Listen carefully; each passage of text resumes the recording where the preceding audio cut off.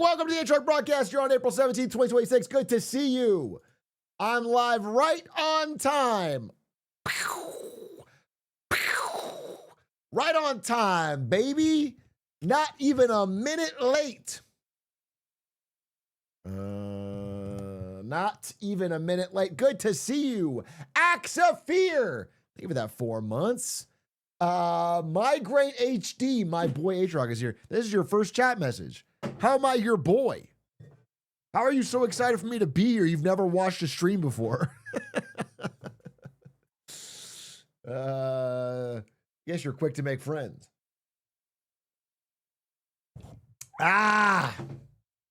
Missed the opening of the Straight update, but plenty of time for the reclosing of the Straight update. Fucking true.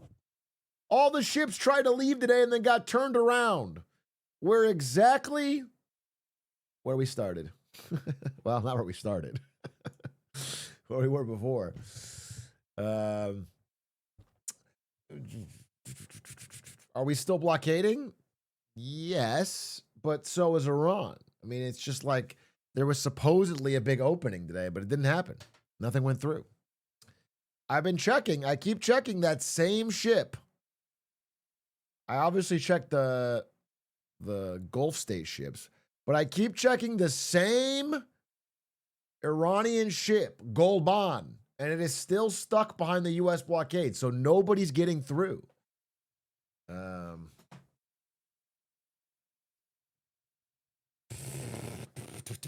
You know, the weather there is very similar to LA. Perhaps you could move there. Okay. But what is the selling point outside of that? Because I'm already in LA. Why would I move to the Strait of Hormuz for the weather if it's just similar to LA where I already live? What is the benefit? It's less woke. Okay. No, I can see that. I'm looking for LA weather, but with a less woke attitude, and I can go to Hormuz for that. I sent Dawn a message. Things should start moving soon. That's really big of you. Thank you. Thank you for finally leveraging your personal relationship with Donald Trump to get the process going. Honestly, someone's got to tell him straight to it. Someone who knows him as well as you do. That this has gone too far. Are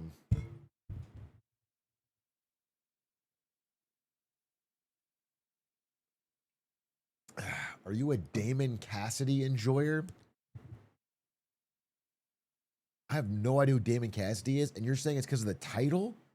What part of my title could even be seen as a reference to anything else? Get Smarter Fridays, Gen Alpha can't read?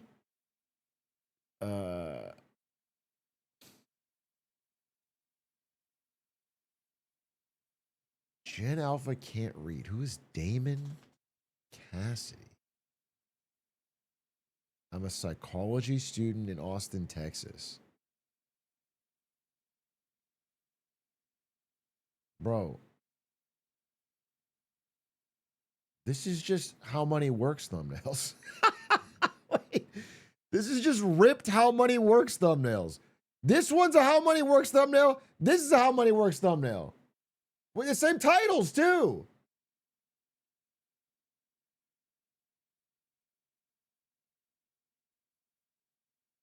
This is literally, like, not even kidding. Wait, look.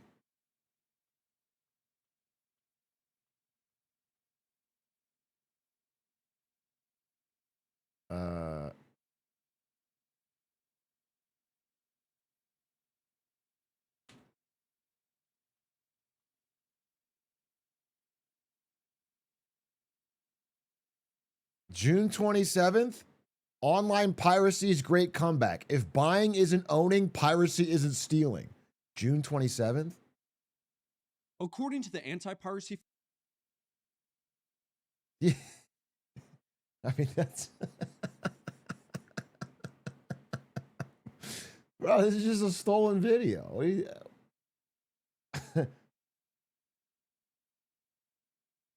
That was just a stolen video, bro, with like no credit. Same title, same thumbnail, same.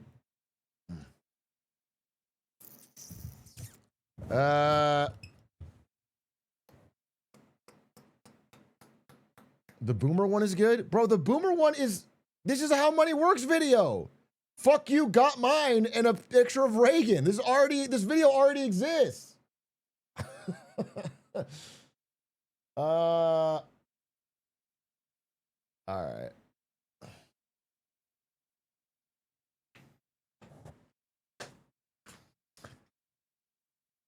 How do we submit videos for Get Smart Saturday? We put in chat. I mean, I have a couple I want to watch today. There's a video I want to watch about where is it?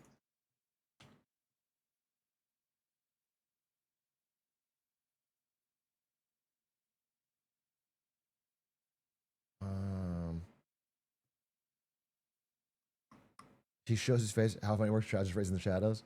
I mean, I guess they could be the same guy. How about that? Theoretically, we've never seen How Money Works' secret face. No,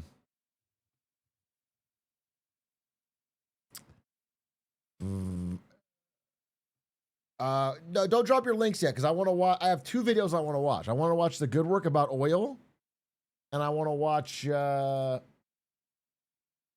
want to watch this video called Gen Alpha Can't Read from some woman named Shira. I don't know. It got recommended to me. I thought it'd be interesting. Shakira. Oh, that'd be amazing if Shakira did YouTube video essays on the side. Space XVLL, thank you for the prime. Hey, Atrioc, why don't the tankers just release their oil into the ocean? It flows downstream past the blockades. And then we use oil spill recovery equipment to get the oil back out of the water. We had the technology to do so. I want to find a flaw in your logic, but actually it's perfect. It's a genius idea. You solved it right here. Isn't that fucking crazy? Right here in the Atrioc chat room, the entire Strait of Hormuz oil crisis has been solved by Cohen Paul. That is incredible. That is awesome. Let's call up Trump now. That would be a Trump idea. Create the world's largest oil spill natural disaster. and then try to scoop it up on the other side. By the way, do we even know if the stream flows that way? Like, is it gonna flow out? Also, one match. Are you watching the Suns game? I'm live! I'm live right now! What kind of question is that? What do you think I'm doing? I'm talking to you. I'm reading chat. You can see what I'm doing.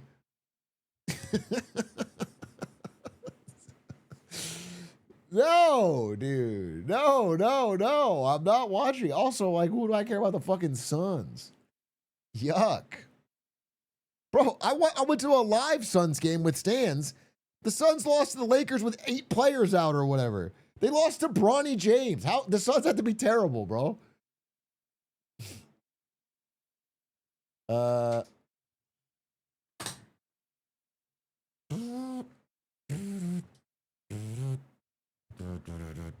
You are from Phoenix, you damn LA loser. I'm not from Phoenix. I lived in Phoenix at one point. I'm not from there. I moved all over, bro. I had a military childhood. I've lived in California longer than anywhere now that I've worked here.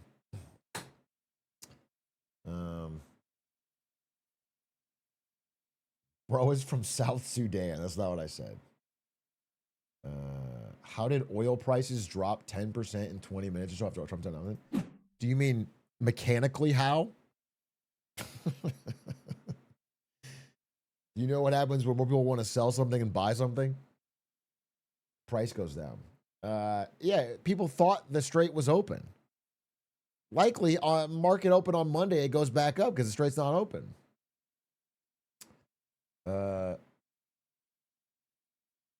What do you think of the new Padres owners? Do you feel it's similar situation to that? I don't know anything about it. Uh, Timberwolves own your poverty franchise. Timberwolves should have hoped they match up against us then. They're going to lose to the fucking Nuggets and it's out. It's over. Who's talking about the Timberwolves, bro? You're going to be the same round as us. Round 1, you're out.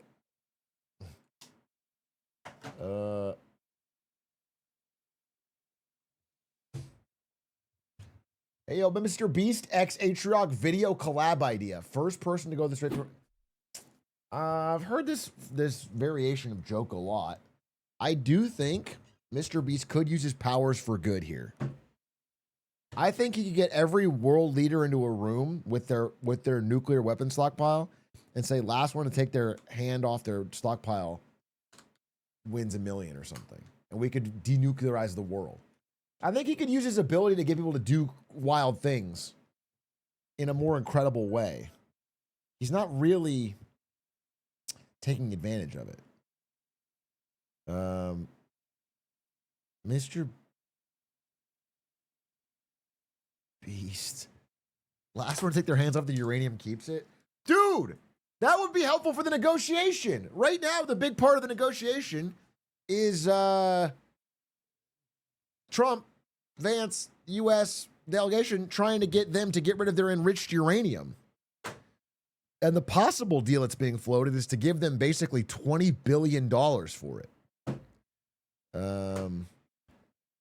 Which they may do, which is kind of funny because I think for a much less amount of money, Trump was absolutely livid that Obama gave them money as part of his nuclear deal. And it was like sanctions relief.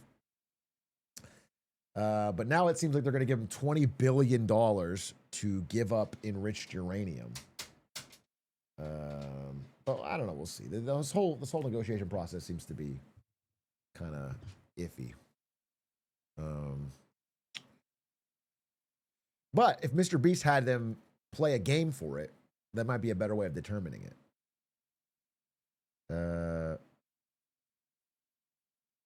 Can't we just give them a firm handshake and call it a day?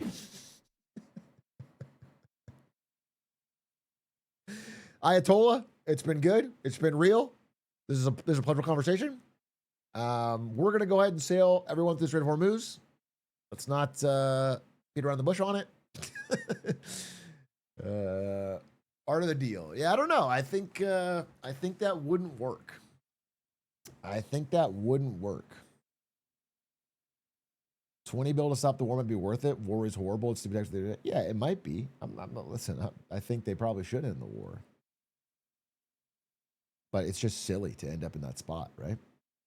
But yeah, probably. Although realistically, I mean, if I'm Iran in the situation, I just feel like the second the war is not happening, no matter what I've promised, I will try to get enriched uranium. And China and Russia will be happy to help me. So I just don't. It's like, what deal is. There's no deal. There's no deal that. Joe Makoto, thank you for the prime. Do you think the Ayatollah has ever rolled up his sleeves and says, why I oughta toll ya? Yes. That's where the toll booth idea in the Strait of Hormuz came from. Duh. Fucking duh. That's what happened. Thank you for the 41. Appreciate it. Kid Valley, thank you for the 10 months. Anime Champion, thank you for the prime. Robert Stacks, thank you for the gifted. Sorry, I missed that. Frog Lord, thank you for the 14 months. I got a frog in my throat. Harvish Mad Haven, thank you for the 3-stream streak. Yache, thank you for the prime. ET510501, thank you for the tier 1. Space XVLL, thank you for the 17. I'm 23 in marketing communications, receiving my master's next month. Congratulations. And my boss just denied giving me one more day a week that would have taken me full time and denied giving me benefits after a year of leading me on. And my commute is an hour 15. Okay, sad stuff. But on the upside, reached a financial goal and saved $50K, no debt. Honestly, pretty good, all things considered, bro. Sorry about your shitty boss, but you're pretty young to have $50K liquid savings and no debt. That's really nice. That's a pretty good spot. Unless you're saying the Dow is 50K. No, you're not saying that. Oh, wait. Wait. Did you actually say 50K or are you saying 50K Dow? Like you what? You own it? What is it? What are you trying to say?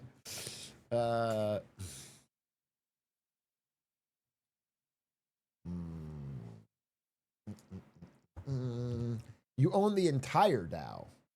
Walk in the boss's office, sit in his chair, and say, you're the boss. First of all, it could be her chair, you sexist. It could be a girl boss. Secondly, this is a great plan. It always works. Outside of that, your plan is great. Okay? Outside of, assuming the gender of this boss, you should definitely show up, sit in the chair, and sort of claim authority.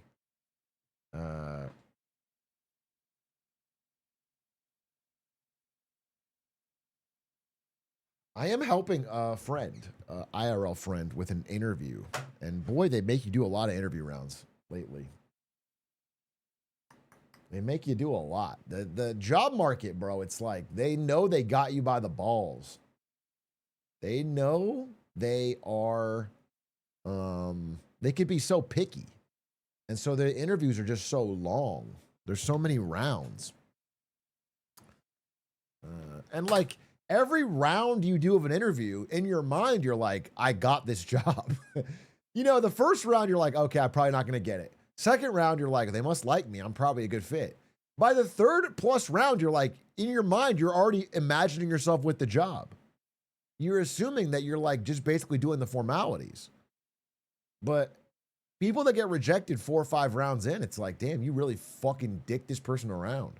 You wasted a lot of their time.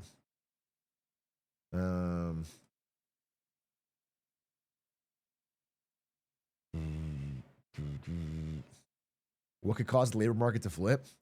Historically, one of the great labor market flips happened when the Black Death wiped out a third of the population, thus giving the peasants leverage over the employers. So let's just do that. Okay. Yeah, it actually led to the unwinding of feudal king power. Robert Stacks, thank you for the gift. Did you have a message? You said, I've argued to our HR more than 2 to 3 rounds. Oh, yeah. No more than 2 to 3. Yeah, I agree with you. I think 3 rounds, but you should know. Fucking 5, 6 rounds? It's crazy.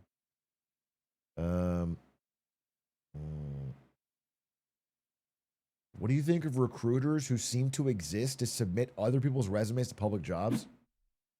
You mean recruiters? What? That's not what a recruiter does, right? A recruiter helps the company find people for a role. This sounds like somebody you're talking to help find a job. Like an agent, like like an agent, but like a what do you call that? Like a staffing agency or something. Yeah, an agency. Yeah. That does seem kind of useless, right? You just give them your resume, you pay them money, and then they submit it to public jobs. Yeah, it's useless. Listen, there's middlemen everywhere. There's middlemen for everywhere for those with eyes to see them. But I wouldn't use it, I guess, unless you really think they have some expertise. I was laid off recently and with an old. Wait, sorry, I mixed 2 messages. I was laid off in a recently interview with an old employer. Referred to the position by a former manager and colleague. 3 interviews, thought it was going great. Then they ghosted me for 3 weeks and then rejected me. Yeah, bro, it fucking sucks. That's what I'm saying. 3 interviews, you feel like it's going well, and then you get ghosted. Dude, ghosting someone after 3 interviews is downright fucking diabolical.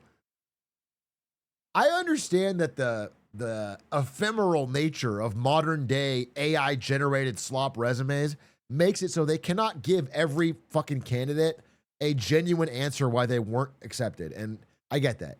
If it's a 0 interview phase, you're probably just gonna get ghosted. And fucking way of the world. But if you show up and do 3 interviews, they better fucking email you. That is just way beyond the point where they can just ignore you and ghost you. It's insane. It's insane, bro.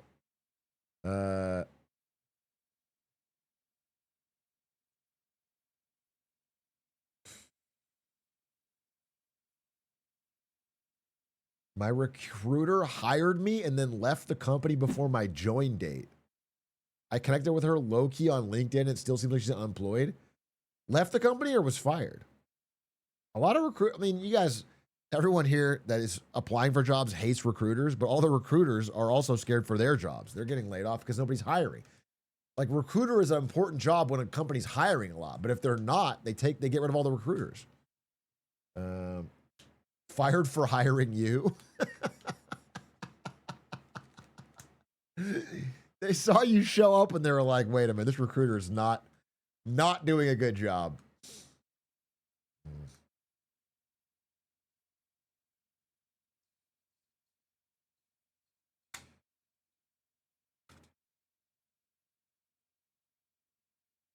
What do you think about doing unpaid assignment work for interviews? I've done it multiple times and either got led on further or straight up ghosted. It's a difficult question. I think it can be a really valuable way to make different candidates stand apart to find out who's the best for the role. But the important thing is it has to be work that the company will never use. It has to be only an example. If it's work that they can use in any way, then it's unpaid labor, cheating, fucking abusing the system. So it's like,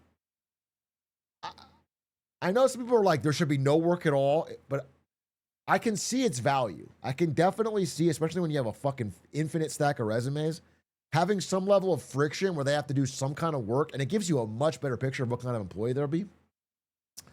But if it's work that you're going to use in any way, then you're scamming.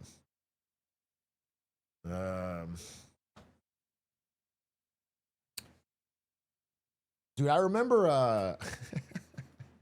I remember we were hiring for a job at Twitch. It was like a marketing job. Maybe it was a social media job. I don't remember exactly. It was a marketing job. And this was early on, not super early. Maybe I was a few years in. And Stans at the time was between jobs. And Stans is like, you got to get me into this job, bro. And I was like, okay, well, here's the fucking requirement. It's going up. There's going to be a thing where you have to do some work. So it was like what I'm saying now. It was like you had to like make an example Twitch marketing email or I don't know. You had to do something. It was like it was work we were never going to use. It was truly just a test. And you had like 5 days to make it. And I remember Stans rushed his out in like 15 minutes the first day. Like he was my rec, you know. I put him in I put a rec on the back end, and Stans like farted it out and then sent it in. And he was like, I think from his POV, he was like, I want to show that I can get things done really fast, like I'm on the ball. But because the team did not check the submissions until the end of the date anyway, his just looked terrible. Like in comparison, like we were down to 4 candidates. And Stans was in the final 4 because of my rec, because I worked there. And then in the room, we were looking at all their different work, and like his was just so much. I mean, it was just like way sloppier. It was like way worse. And so I was like, I think he'll be really good. I think they didn't do it. They didn't go with him. But he ended up getting a good job. I mean, probably worked out better for him. Twitch is not the greatest place to work, especially that post Amazon period.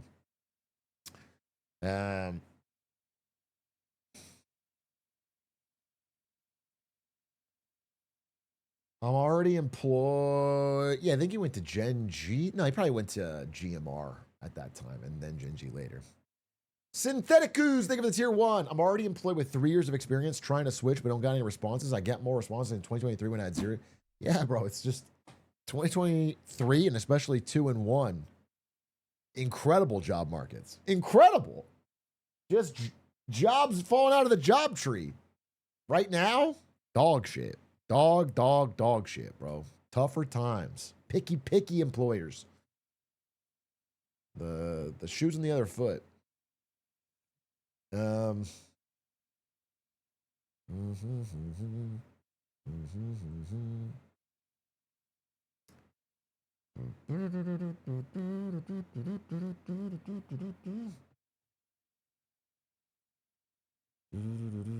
Voodooism, think of the 60 months.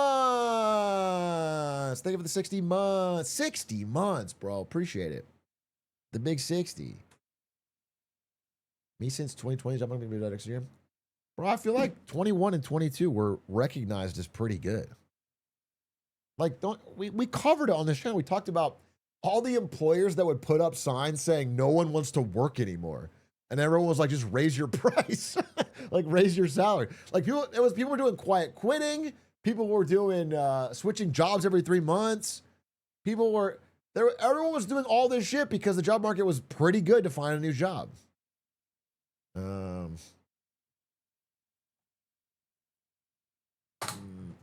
then that switched. I wouldn't say the economy was good. You know, in many other ways it was bad, but in terms of the unemployment market, there was jobs. Yeah, it was great.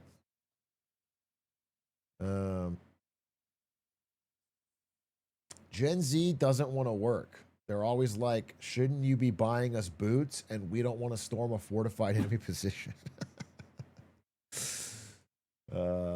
Dude, I really wonder if we'll see a draft in my lifetime. I really wonder. I mean, I've seen hundreds of drafts in my lifetime, but I mean now going forward. Chef Boyar Z.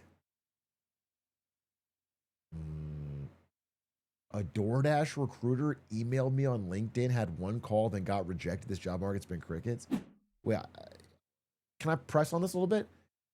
When you mean DoorDash recruiter, do you mean working at DoorDash corporate, or you got rejected from just working for DoorDash? I didn't even know they would. I thought, how can you get corporate? Okay, I got you.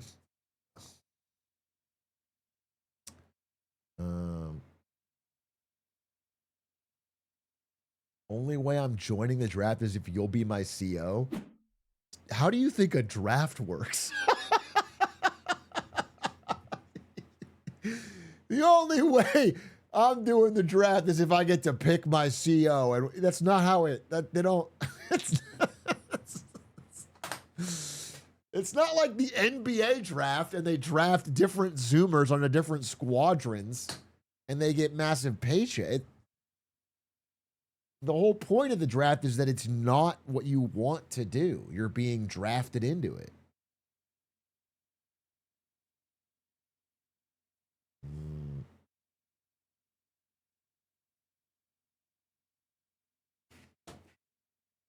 Hey, first time chatter trying to cash in. Is YouTube scamming advertisers? I can't imagine they are gaining. On some level, all digital advertising has a little bit of a scam in it because of bots and clicks and fake. But no. The answer to your question broadly is no. YouTube's the most watched platform. It's like insane the amount of viewer minutes. People are growing up watching only YouTube. YouTube's bigger than Netflix, bro. So advertisers want to advertise there. It's not like, it's really not that crazy. Like, YouTube is become an enormously profitable company. It wasn't for a long time, but now it's like TV for a lot of people. Yeah, even older demographics. Like, the amount of people that watch YouTube on their main TV on the couch is crazy. It's a huge growth area. YouTube has just become like a streaming service that has shit in the niche you care about at all times, forever, uploaded 1 million times a day. YouTube is really something, dude. It's really it is the secret, and lately not so secret, winner of the streaming wars.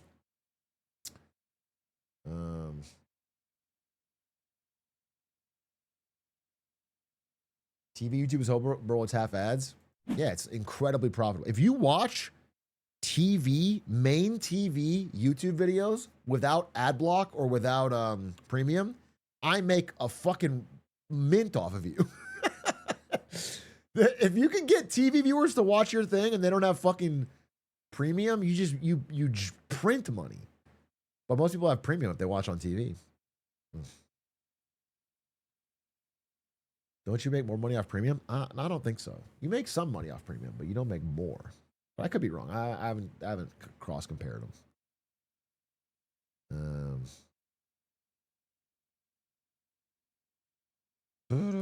Check the pinned message.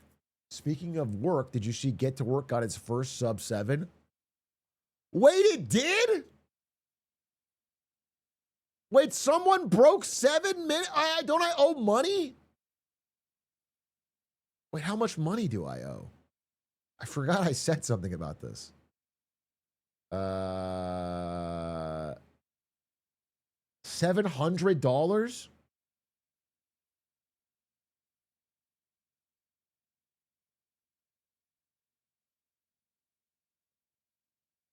Oh, 1K, what's this way to me? Wait, I owe $700. I never thought this would happen. Wait, does anyone have the clip of me promising it? Because I would like to know how arrogant I was to think this would never happen. What was the YouTube to work speedrun?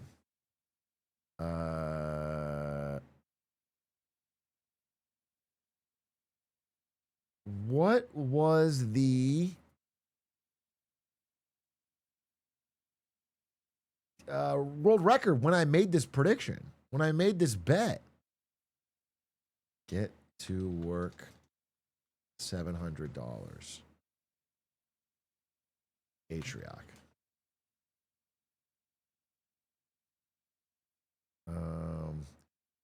749. Wait, so this record chopped off 49 seconds or more?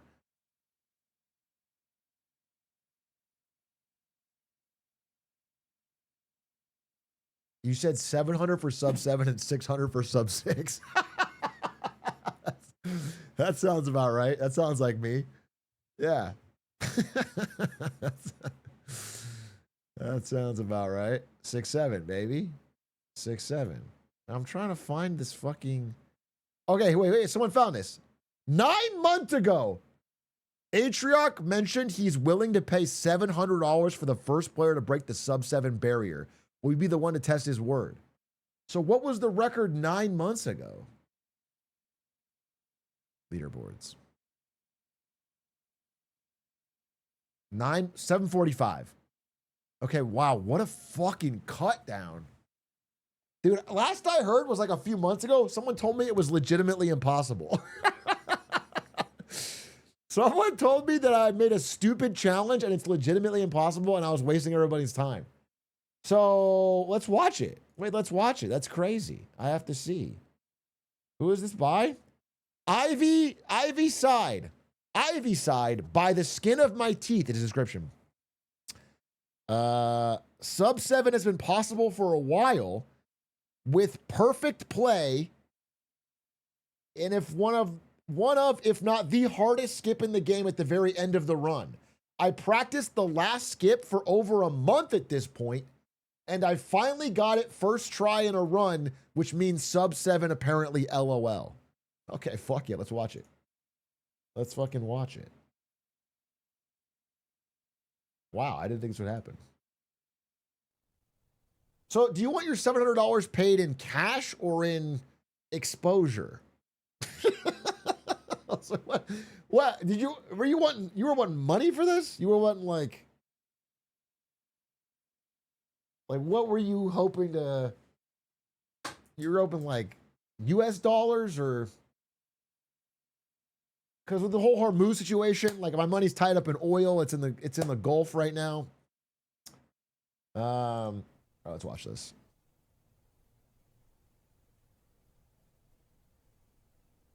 It's a pretty slow run so far, not even moving.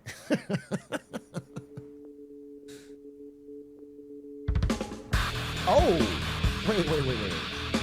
You did not put copyrighted music over this fucking clip that I want to react to.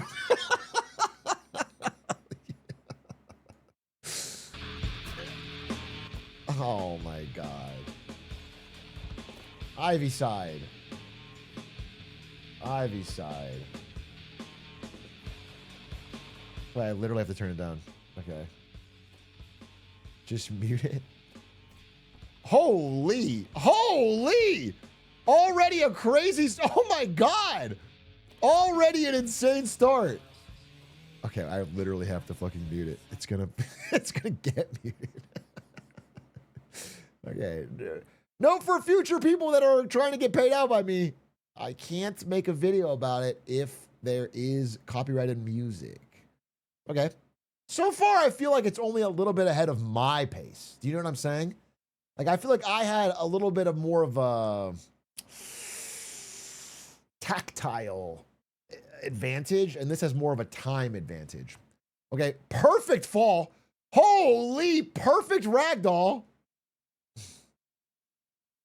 Yeah, I had a little bit of a swag to it. Okay, perfect ragdoll. I like what I'm seeing here. Oh, okay. That's faster to just grab that thing and skip the ramp. Okay, that makes sense. Okay. Okay, nice. Okay, skip every ramp. All right. We didn't want you to play the game anyway. Okay, what's going on here? Top grab into a bottom grab into a... This is called the Atrioc skip right here. You go up the wall. Yeah, not a big deal. Sort of pioneered it in a way versus Squeaks in the great Atrioc Squeaks races of 2025. Still slower than PB. Well, apparently there's like an incredible skip at the end. That's the idea. This is so wild to me. That entire room just got skipped. That was so much that just got skipped. That's like probably the single biggest room maybe in the whole.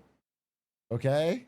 Dude, early grabbing to like get the right angle out of the ramp is really interesting. It is really interesting.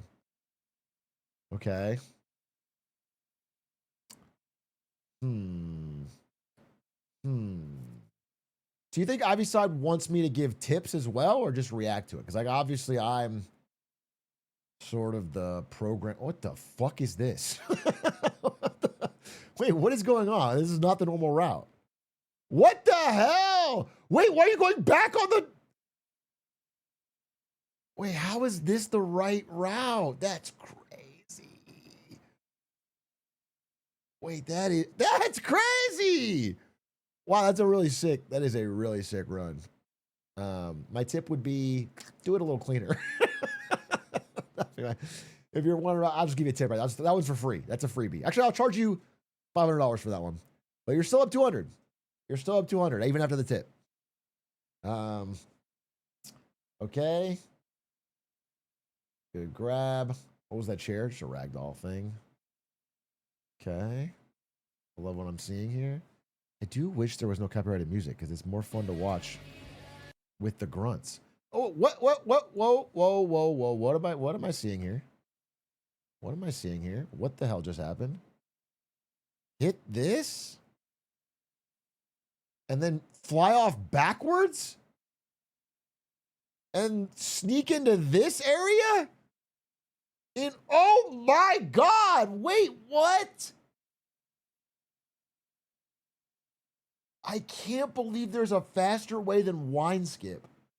That's crazy. Wow, the route has changed so much. Backwards gear skip they call. Okay. Now you're just flexing. Uh-huh.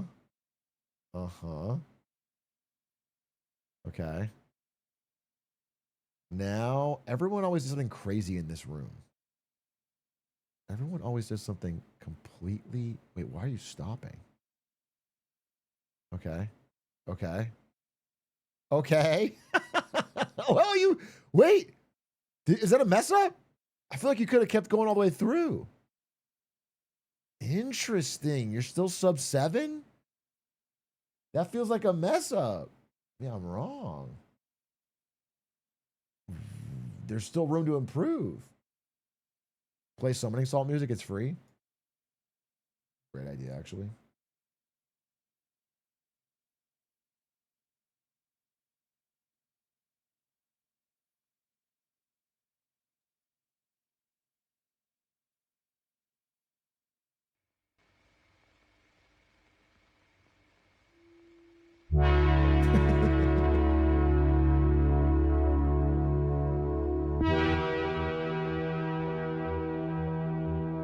Cinema.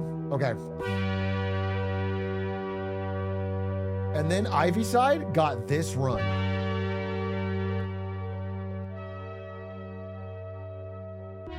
Okay. Interesting route. What the hell are you doing stopping here? Oh my God! Oh my God! Wait, I gotta see that again. Wait, what is this? What is this glitch? Dude, you skipped so much.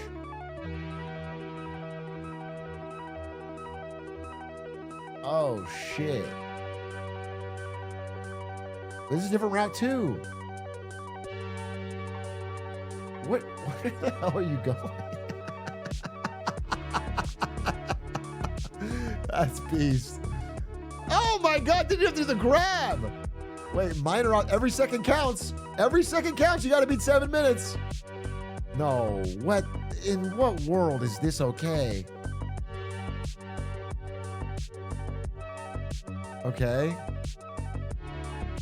But why are you? Okay, you go all the way back this way. You need enough speed to get across. Okay, that makes sense. And then bam. And then you're going backwards? Wait, why? What is happening? Where are you going? Where are you going?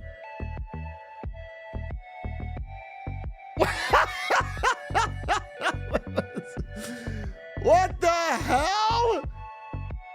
You have totally broken this game. Wait, oh, no fucking way. Wow.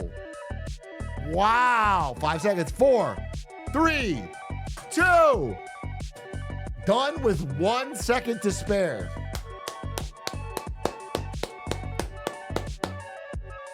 Wow. That was incredible. That was an incredible, incredible route. Did you pop off at all?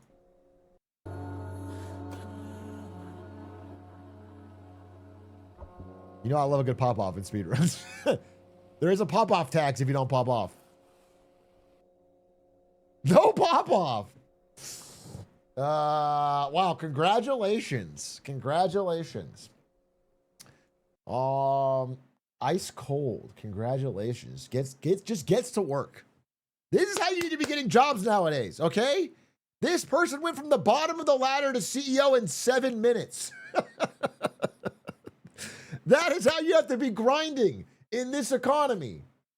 All right, well, I owe $700. So let's see how we want to do this. Tell you what, my money guy is named Psychic. He'll pay out. So you just go, you connect to Psychic. Psychic is the person that controls the money. They have basically access to my purse strings. They're gonna, no, send me your PayPal if you can do that. Send me your PayPal.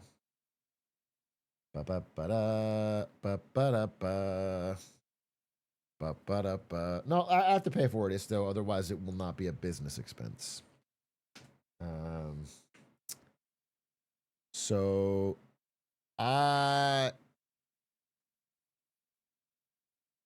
IV side.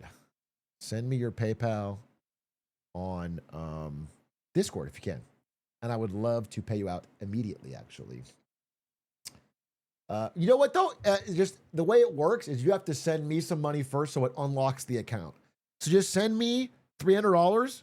I'll send you 1,000 back, and you'll end up with net 700. So just, that's how, you know, it's a weird, PayPal's got this whole fucked system. So you just send it to me, and bada bing, bada, no, seriously, congrats. Congrats. That's an incredible grind. And clip of me offering $700. Wait, what's this clip? I'm going to put a challenge down. No one's going to get, what's that time at? What time was that?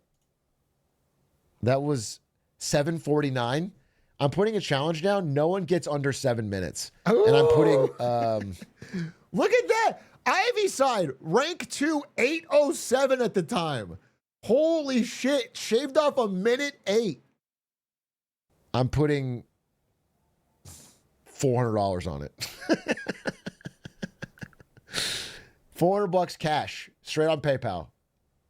And I'm sure chat talked me up to 700. I could have saved $300. I'll just send you $400. I'll make it 500. Easy number. $500. I'm talking myself up actually. 500 flat. 500 flat. If someone gets 7 minutes, breaks the minute barrier. 700 for sub 7. 700 for 7. 700 for the sub 7.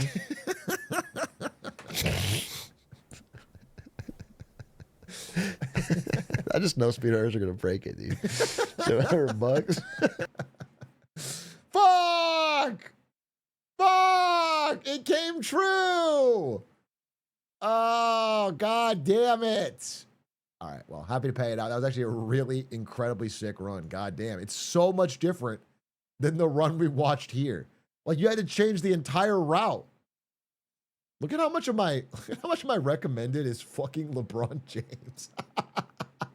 It's like LeBron, Luca. And then Harris in there once.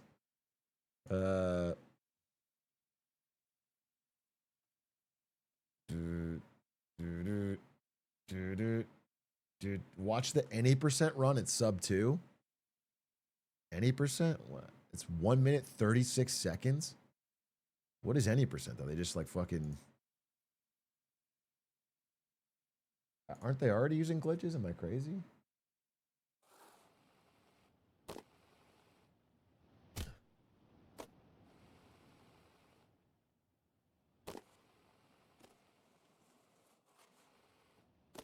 Okay. So far, fairly similar going backwards, though. No copyrighted music is awesome. Okay. What? Okay. I don't understand what you're trying to do. I do not understand what you're trying to do. Is this a speed run? This looks like a guy doesn't figure out the controls.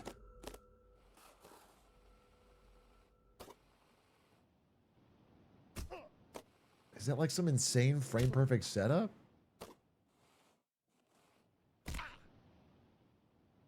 How is this a speed run? Am I missing something?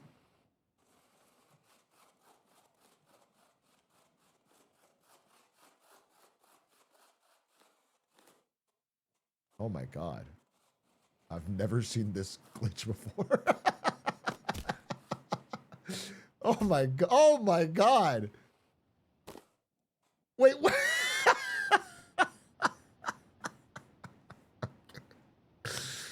Okay. Okay. Oh. I see. I see what we're cooking with here. It's like a no clip category. Okay. That's when you have rich parents, okay? That's what having a rich dad who owns the company looks like. They just sort of place you in. That's nepotism run, bro. They should call it Nepo percent. All right, well, congratulations. For that, I award you negative $700. You owe me money.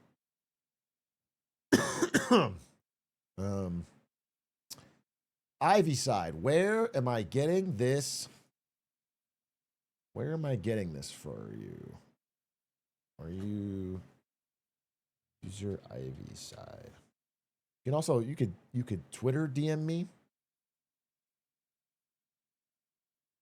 You messaged me. Message request. Oh yeah, here we go. Wait. I'm not gonna lie. I don't even have a bank account at this point in my life.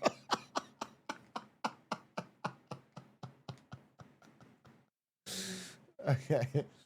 Okay. We'll get it figured out. I'm accepting your DM. Sorry to leak that DM. That's really funny.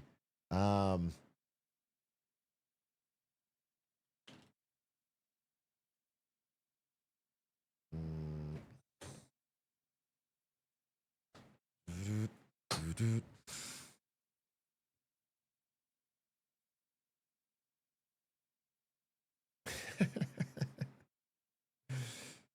you want Steam gift cards? Like what? It really needs to be PayPal. Honestly, that's where I have to pay it out for it to be a.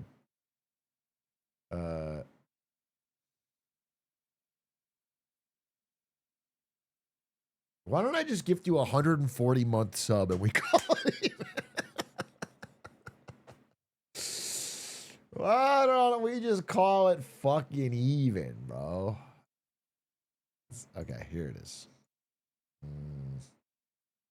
Send money.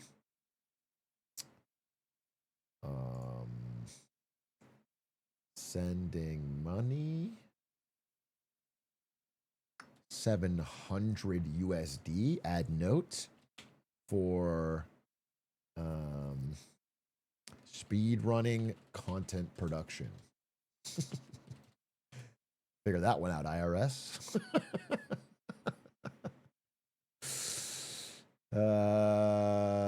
Okay.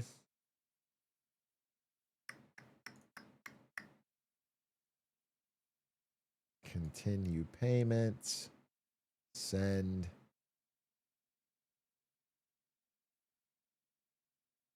Boom. Sent. Congratulations. Wow. You are now the highest earning get to work player by $700. Holy. Holy. That is big. That is big. No, actually, wait. Someone won $1,000 from Isto. There was the contest. That was Keemstar. I believe it was Keemstar.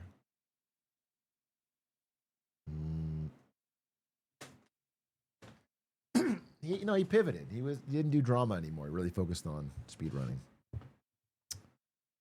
You played the game too, and I haven't made any money.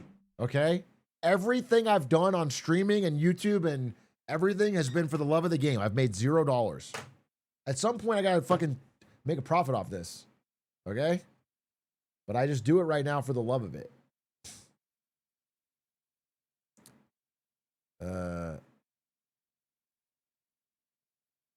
Okay, I did want to watch. Anyway, congratulations. That was really cool. That was really cool. Congratulations, Ivy Side.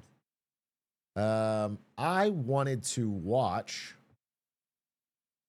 this video called Gen Alpha Cannot Read, because it seems like if that is true, it is a problem. Now, Gen Alpha, what is the youngest Gen Alpha? Youngest Gen Alpha.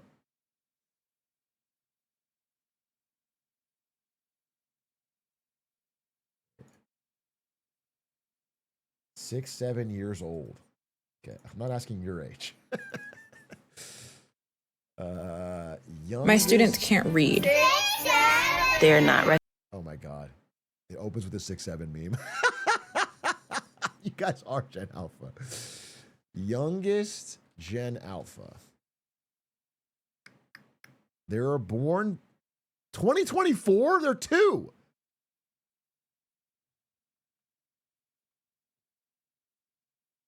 And they don't learn to read until between 6 and 7. Real number. Most children. So theoretically, some Gen Alpha shouldn't read yet.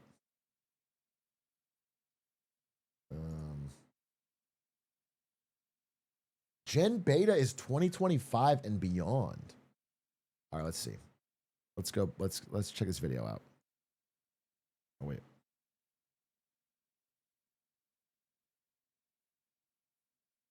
Also, another bonus point of watching this video is that I have a Gen Z and millennial audience, but a lot of Gen Z. And it turns out one of Gen Z's most favorite pastimes in the whole world is shitting on Gen Alpha for being stupid. Nothing gives Gen Z more of a sick pleasure than punching down on the new youngest generation and calling them stupid. I don't I don't know why this happened, but it is extremely common. My students can't read. They're not recognizing letters. They're not recognizing letter sounds. Wait, go back. They're not I recognizing. didn't mean go back. Literacy rates are extremely low. The kids are frustrated because they can't keep up with the work, and in turn, they act out. 7-year-olds don't know their letter sounds. This is a village effort. Teachers can't do it alone. Please work on literacy at home with your babies. What do you call giving them an iPad? That it has words on it. It has a keyboard, and that is helping them with literacy. Recognizing letters. They're not recognizing letter sounds. Attention spans are weaning because Dude, this is actually recognizing letter sounds. This is actually kind of dark already. Bruh, clock it. What the Sigma 670? This is the words they're learning? attention spans are weaning because everything is high stimulation. They can just scroll. Wait, what does that say? Attention spans are weaning because Can we just normalize kids and iPads in restaurants? Parents need downtime too, time to connect, have adult conversations. Sometimes parents don't have the support. Taking the kid is the only option for. Let's not judge. Oh, fuck, bro. Oh, fuck. This is bad. Millennial parents are the worst. I mean, it is so easy for me right now to be like, this is horrible. But I'm sure I'll have pressure when I'm a parent. But I just can't imagine. This seems so bad, dude. The headphones and everything? The kid completely... He's playing Roblox? My kid will be playing Get to Work on an Alienware laptop, the loud one. Okay?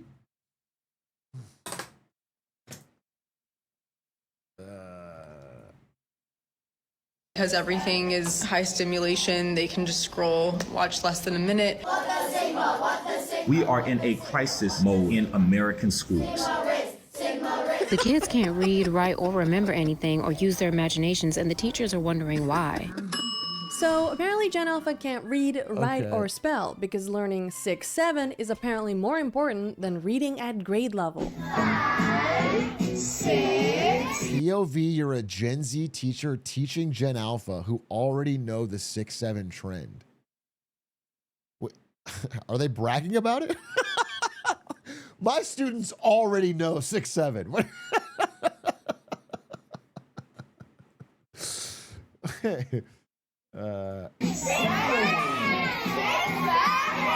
Oh my god, we are so doomed. Every single time I open TikTok recently, I feel like it's another teacher talking about how far behind Gen Alpha students really are and how quickly it's getting worse. But I don't understand why they're not stressing to y'all how bad it is. I'm not even trying to be funny, but these kids are... I teach 7th grade, they are still performing on the 4th grade level. I teach 8th grade history, and I have 110-ish students. 2 of them are reading on grade level. I can probably count on one hand how many kids are actually performing on their grade level. 18 of them are at a kindergarten level. 55 of Wait, those what students grade? are between a second. What grade is she teaching? They're... Wait, 8th grade? At a kindergarten level? Oh, bro. You see, this is, you know what this gets me thinking about, which is so dark, but like, you know, I just visited China and they have like the problem there of overstudying. It's like, everyone is telling me about how like their lives are so stressed because they study too much. But like, it's a problem. And I do think it's worth like pointing out and condemning and being like, this is not healthy. But like on the other side, it's like, holy fuck, 8th graders can't read at a kindergarten level? And 4th grade level. That's a lot of them. Now at this point, you'd hope that these teachers are exaggerating or that No, I think the one thing we should all agree on is that it's the kids' fault, not the parents. There's no way the millennial parents of these kids are at fault here. Let's not... These are just dumb kids. They've been given every opportunity and they're just born dumb. It's just that... It's 100% their fault from minute one. And it's certainly not the school's fault. I think they should spend more time hiring superintendents and administrative staff and less time hiring teachers. Yuck. Pay teachers less, give them more work, and spend most of the budget on administrative staff. I think that is a good plan.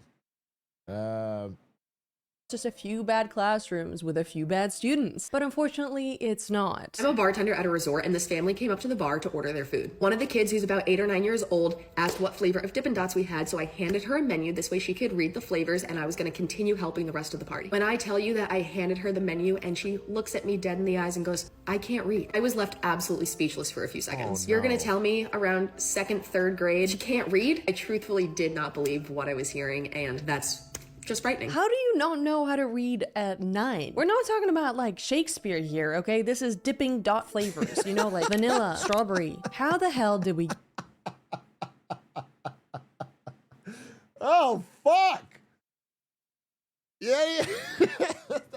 We have to start, because people can't read books anymore.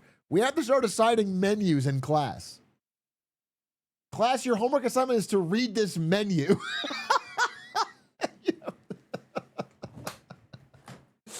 And then answer questions. It's real world applications. Who the fuck is gonna read Things Fall Apart or Shakespeare or some shit and really learn something? Okay, you're gonna read Great Expectations or some bullshit. Read a menu. Get here. I was talking to one The creator of this video's in chat. Shit, how does that happen, dude? Wait, I'm sorry. What was your name? Was Shira on the wall? Welcome to chat. Hello. So far, you've got me spooked. Thank you for watching my video. No problem. Yeah, just popped my recommended. It seems really good. We won't keep watching. I was talking about our church kids. of our church kids, and he like very boldly told me, yeah, I don't know how to read, and neither does anybody in my class. Mind you, this kid is starting 5th grade in August, and I thought he was playing, so I told him, you know, kids will do anything for money. I was like, I'll give you $10 if you can tell me what this bag says. It said chips in giant letters. So this dude goes CHIPS, and I go, what does that say? And he goes, potatoes. Because there's a... Oh, no! Oh, fuck, dude. Wait, we might legitimately be cooked. Wait a minute. This is bad.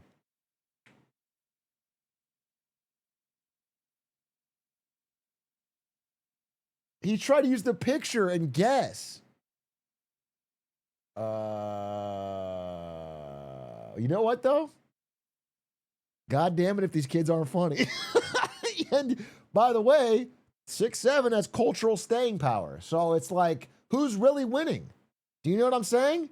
Maybe they're just adapting to an AI world where intelligence and knowledge is valueless, and the ability to ball out of control on TikTok is the only important thing that matters. We are so doomed. Hey, Shira? Yes? We have to do our sponsored segment right now. Right now? So tough to skip a sponsored segment when the person's in chat. So tough. I'll have to power through. And really, it's brave of me to do this. Do you understand? Like, what I'm doing right now is brave. And I'm doing it for you, chat. I'm taking the Welcome bonus. So download it, try. Wait, is this a Roblox sponsor? What is this? Oh, it's PayPal. Okay. Building furniture and Oh, it's a mobile game. Okay. Dude, doing a Roblox sponsorship on a Gen Alpha can't read would have been diabolical. Would have been diabolical. Free gems. I got the pass. 999. Back to the video. Now, at first I thought, okay, maybe these are just crazy one-off stories. And then I looked at the actual numbers, and they're kind of insane. According to the National Assessment of Educational Progress, fewer than 1 in 3 students can read proficiently. And to be specific, only a third of 4th graders and 31% of 8th graders read at the proficient level in 2022, which means... See, this is kind of fucked up because if this was like a difficult task, it would be something, but the proficient level for a 4th grader based on these tests is like nothing. It's like, it's so simple. It's the lowest bar to clear. Like that's bad. Now, it is 2022, so maybe it's bouncing back. I think that's a fair point. Yeah, I mean, it could be, you know how like, there's like legitimate studies that show that certain a certain decade of Gen X votes in a certain way their whole lives, and they're the ones that got lead poisoned the most. It's like it's carried through for decades because this one decade where lead poisoning was hugely. It could be that COVID is like that, the COVID education shutdown, and maybe there's just a cohort of some Gen Alpha that are so behind because they didn't get any formative years in any real school. That's possible, but I don't know, man. I feel like the trend is bad regardless. Maybe it's bouncing back a bit, but is it back to like pre-COVID levels? I really doubt.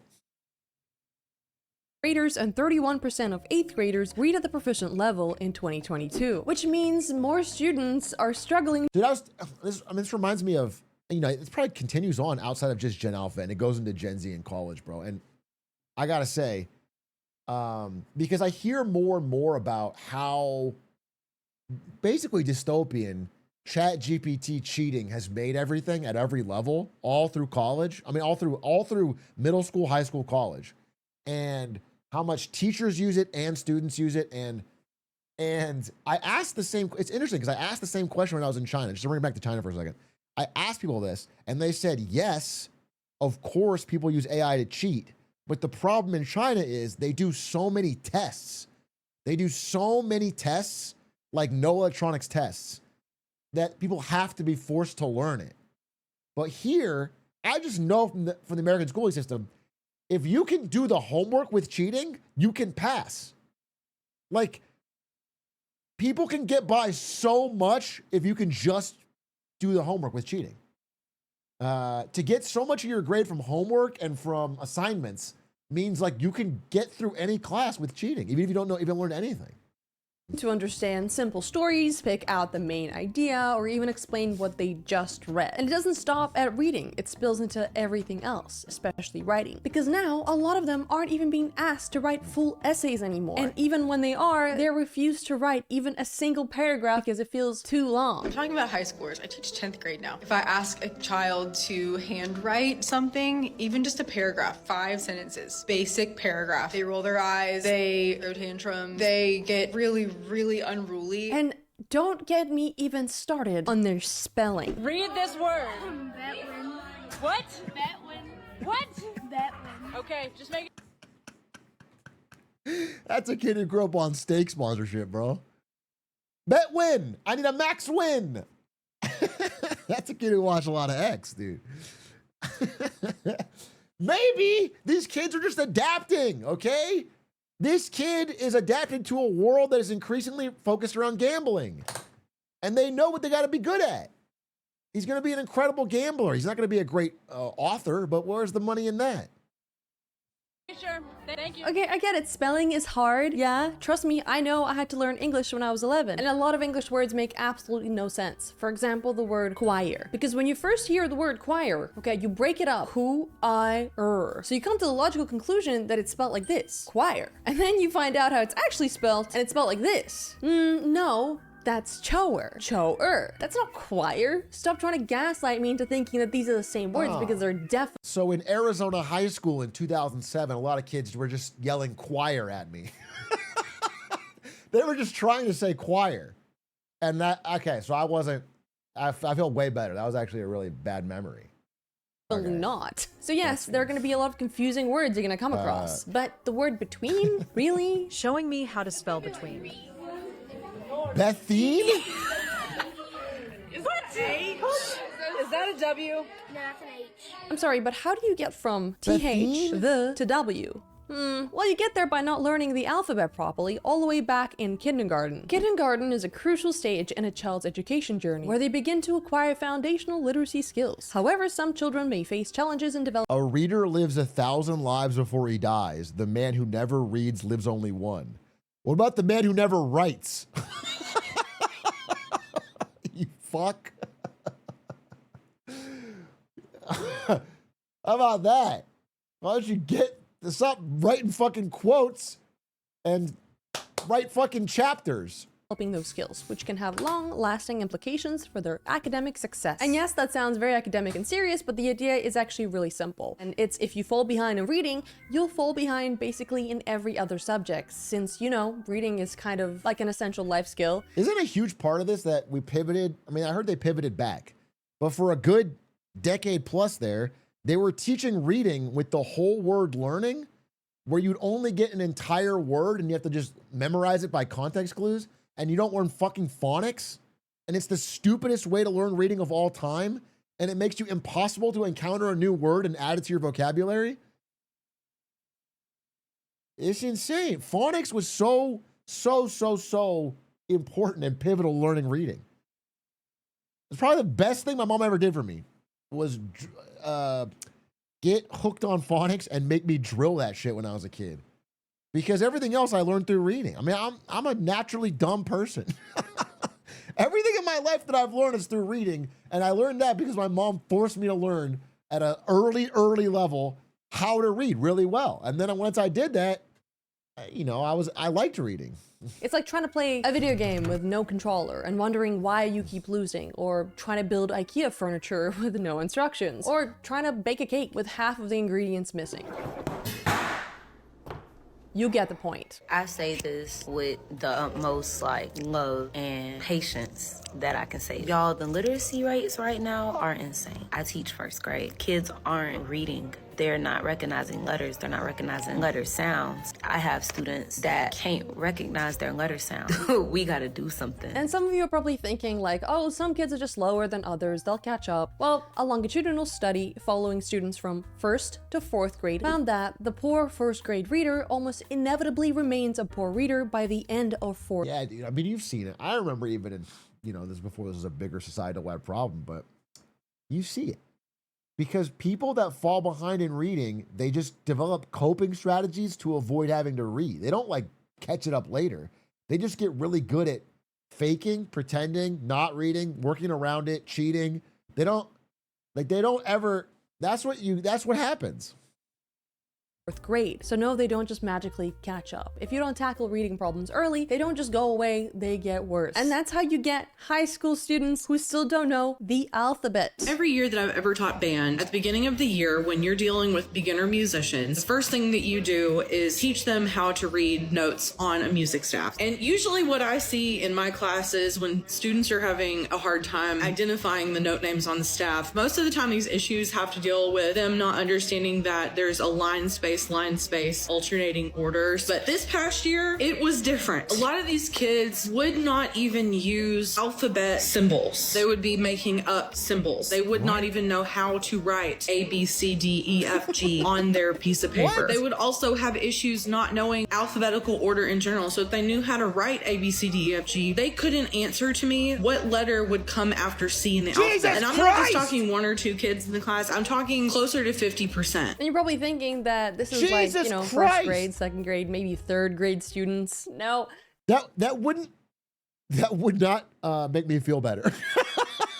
If it was a 1st grader, I would still say Jesus Christ. If it was a 3rd grader, I would freak the fuck out. If you're gonna tell me it's above that, this is unsettling. This is a real problem.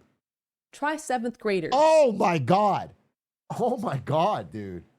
Oh my God. This is so bad. You know what is the funniest part though? And this is not that funny, really. For me, this is not that funny. This is kind of scary. But I'm now getting why Gen Z likes this so much. Because secretly, in your black hearts, you guys are like, oh, less competition for the few jobs. That's what you're thinking. You sick fox. That's what you're thinking. Yeah, it's crazy. And we're not also just talking about 6th graders. We're talking about 6th, 7th, and 8th graders. Kids that are about to go into high school. Not knowing music Holy notes, shit. that's completely normal. But not knowing the alphabet, that's a problem. But not knowing the alphabet in 7th grade, that's terrifying. Holy Okay, shit. we gotta go back to the basics like A, B, C, D, E, F, G. Because clearly we skipped a few steps there, right? Let's send them back. They would be making up symbols. Now, the strangest part of all of this is that Gen Alpha actually reads more words per day than any other generation in human history. That's right. They're the first generation to fully grow up immersed in digital technology with access to information at all times. Like, statistically, objectively, more access to words through captions, comments, and subtitles. So if exposure to words alone made you literate, these kids would probably be the most well-read, articulate children to ever exist in history. They'd be out here quoting Shakespeare, not struggling to read Dipping Dot flavors. And she looks at me dead in the eyes and goes, I can't read. So what actually happened? Well, if you ask people, you'll get different answers every single time. Some will say it's TikTok, some will say it's the iPads, some say it's the pandemic, some say the parents or the teachers, or it's something called skipping. What if it's all of them? What if it's like this fucking horrible perfect storm of illiteracy that's hit all of them at the same time to make them extremely dumb? Toilets, which apparently is not even a thing anymore, according to my sources. Yeah, I heard that recently. I heard Skibbity Toilet done fell off. Sad, really, to see. You know what's replaced it? Steal a Brain Rot. These kids now, they don't give a fuck about the story of the cameraman in the toilet. They know every brain rot by heart. They know every Steal a Brain Rot by heart. They know Steal a Brain Rot characters like when I was a kid, knew Pokemon. They have like 100 of them memorized. It's crazy. It's crazy. Anyway, personally, I like to say it's a combination of all of those things and more. So let's start with the pen. I know what you're talking about. Steal a Brain Rot is a game in the game Roblox, a community-created game that has gotten so massively big that it has the cultural impact to these kids that Pokemon did in the late 90s. I'm not kidding, dude. They fucking know all these brain rots. Look here, look at this fucking shit, dude. The brain rots are the names of the things you can steal. There's one called 6-7, okay? There's one called Strawberry Elephant. And then if you go on YouTube and you look this up, you will see an endless horde of videos that all have millions of views. 5, 10, 20 million views of a YouTuber like this, just a random looking fucking YouTuber who's like, today we're stealing a brain rot. And then they steal a brain rot and they go, that was crazy. And the gameplay looks so simple. And then the audience just loves it. It's crazy. So I'm pivoting. What am I doing fucking economics content for, dude? I need to do this.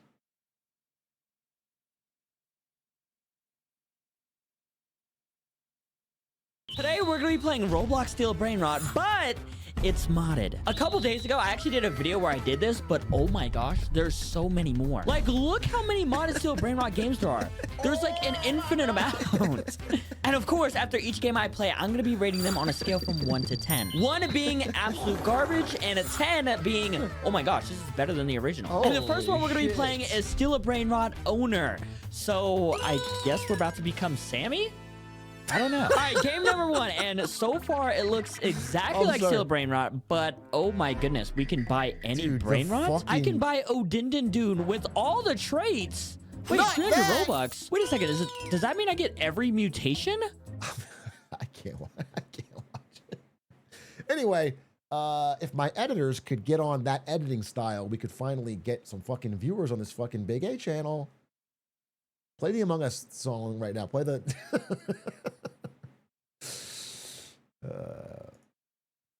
Pandemic, which honestly, looking back, didn't even feel real because we as a society were so ill-prepared to deal with what happened. And somehow the solution to all of this was just to put a bunch of kids on Zoom calls and hope for the best. Different paragraphs.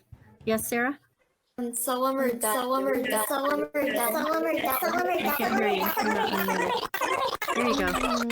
Okay. I'm not gonna lie, if I was a teacher during this time, I would have lost my mind. Turn it off. I mean, a lot of them quit. Like a statistically significant amount, like a huge amount of teachers quit during and post COVID. It's just been a huge. People are insanely burnt out. They're quitting in droves. He was absolutely. Okay, music off. Okay. Why are you, Mr. Morales? Why are you putting all that money there? No, I would have quit.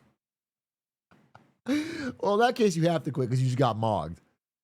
You got mogged. He smoked a cigar in your face and did a money spread on your old ass, dude. I'm sorry. That you have to quit. You have to give him the teacher role.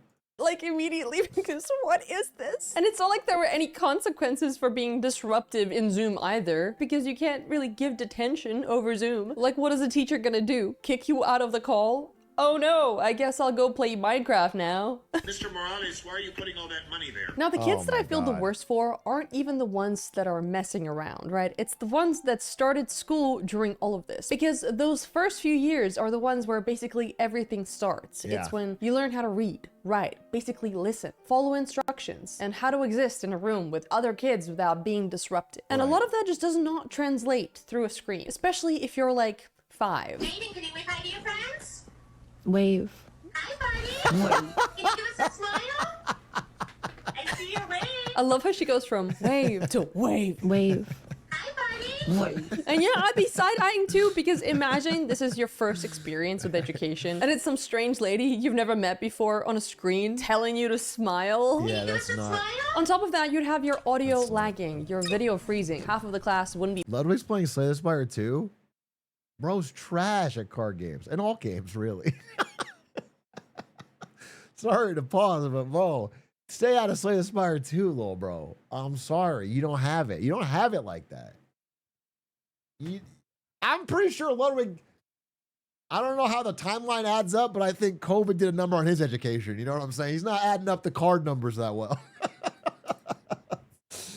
There's too much thinking, and it's not paying attention, and the internet would cut out because someone decided to use the microwave. Oh, just me. Must be nice. And that's just assuming you haven't had like a nice setup to start with, because if you were in a crowded apartment, sharing a device with siblings, while your parents are also trying to work from home, right? Good luck learning anything. So by the time that classrooms opened back up, a whole generation of kids had spent their formative years learning that school is something that happens on a screen. I mean, I agree with all this, but I don't know that it's just COVID. I legitimately think that it's way more than just COVID. I think it's Cocomelon and iPads and phones more than COVID. COVID made it worse. But I legitimately think that's... They can scroll TikTok from their phones while sitting in a class. And teachers are just a voice on a screen. And learning is optional when you can just turn your camera off. Antonio. Yes? Where were you?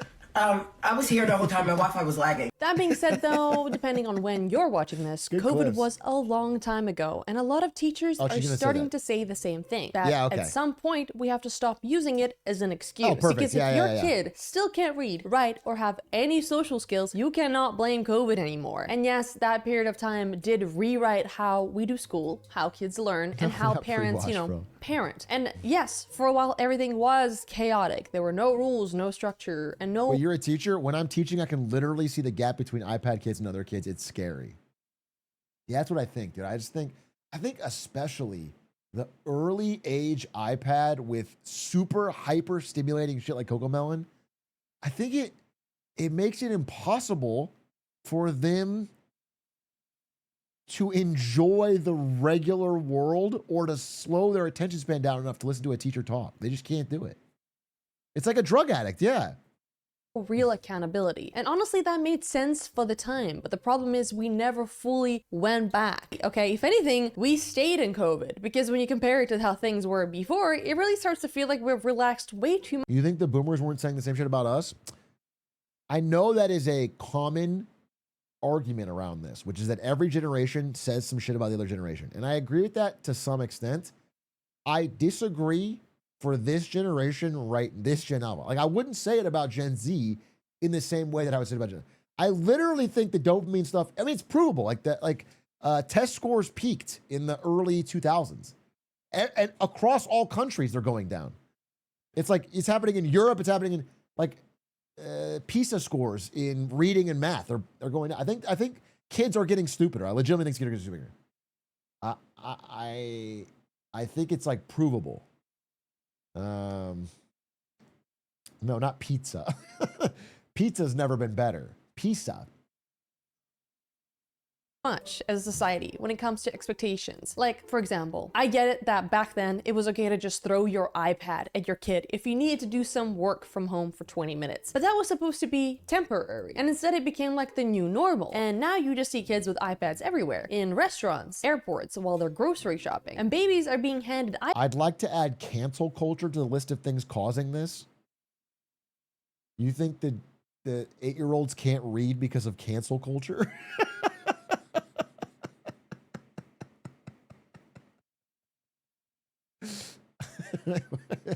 Wait a minute, let him cook.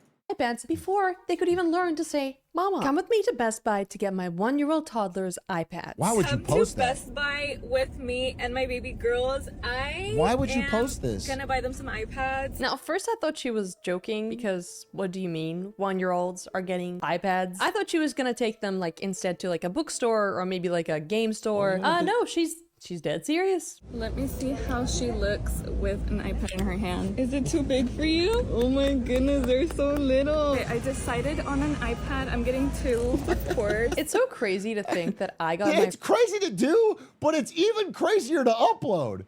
It's even crazier to be like, this is good content. Shit, people got to know that I'm doing this. Like, holy fuck. Oh, that's so crazy to me. Yet, and also the through line there from the kids, they see their parent wants to be an influencer. And they're obviously stressed out because that's the hardest job in the world. First iPhone when I was, I think 14, and now 1-year-olds are getting iPads. What? Listen, I get it. Raising kids is really hard. I'm not pretending that it isn't. But is it so hard? The solution is just a screen millimeters away from their face with flashing colors and bouncing shapes to keep them entertained. Like, I feel like we skipped a few steps there because all you really need to do to entertain like a 1-year-old is peekaboo.